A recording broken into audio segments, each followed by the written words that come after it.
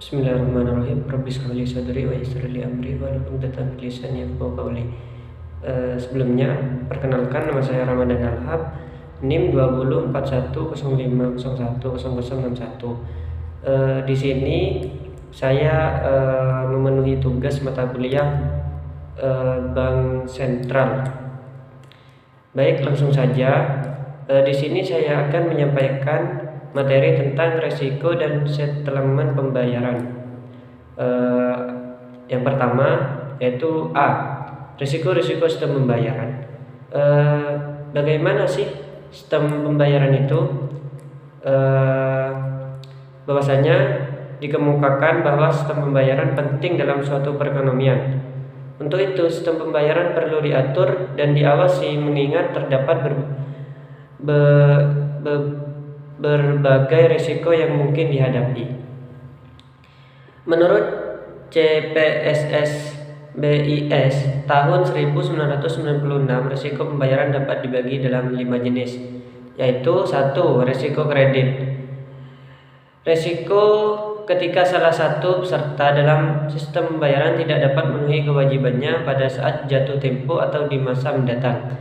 Yang kedua, risiko likuiditas, yaitu risiko ketika salah satu peserta dalam sistem pembayaran tidak memiliki cukup dana dan memenuhi kewajiban pada saat jatuh tempo, meskipun mungkin mampu pada waktu yang akan datang. Yang ketiga, risiko hukum, yaitu risiko ketika kerangka hukum yang lemah atau ketidakpastian hukum yang dapat menyebabkan atau memperburuk risiko kredit dan risiko likuiditas.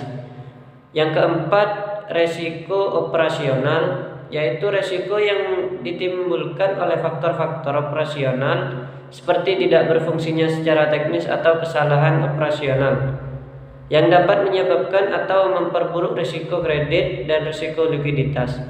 Yang kelima, risiko sistemik.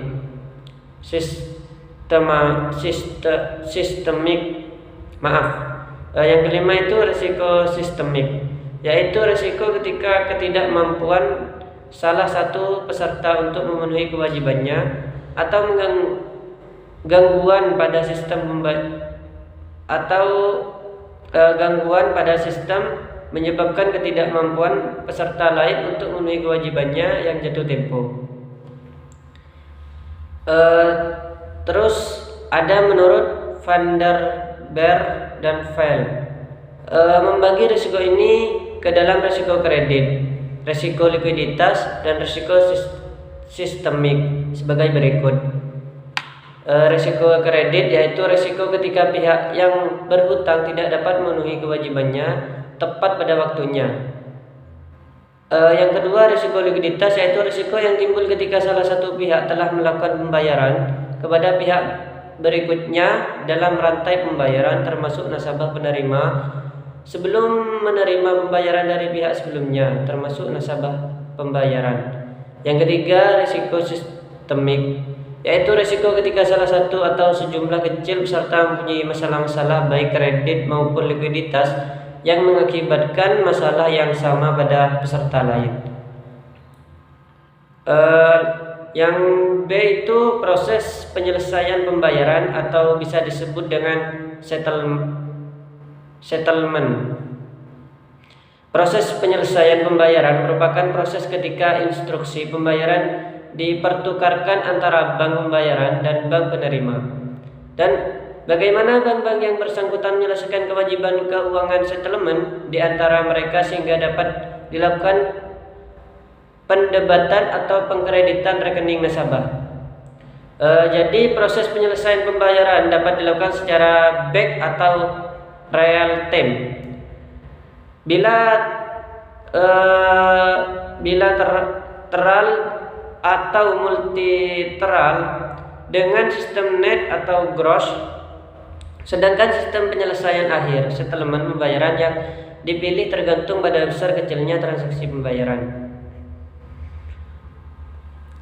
Di sini ada dua macam settlement gross dan net, yaitu 1. Pada settlement gross, setiap instruksi pembayaran dikirim dari bank pembayaran ke bank sentral dan secara individu diselesaikan pada rekening bank pembayaran dan bank penerima sehingga akan terdapat pembukuan debit dan kredit untuk setiap instruksi pembayaran yang diselesaikan. Yang kedua itu pada settlement net. Bank tidak menyelesaikan instruksi pembayaran secara individu seperti pada settlement gross, melainkan bank pengumpulan semua tagihan dan kewajiban dalam periode tertentu yang kemudian dibuatkan posisi final sebelum proses settlement. Mungkin itu saja yang dapat saya sampaikan. Kurang lebihnya saya mohon maaf. Akhirul kalam. Assalamualaikum warahmatullahi wabarakatuh.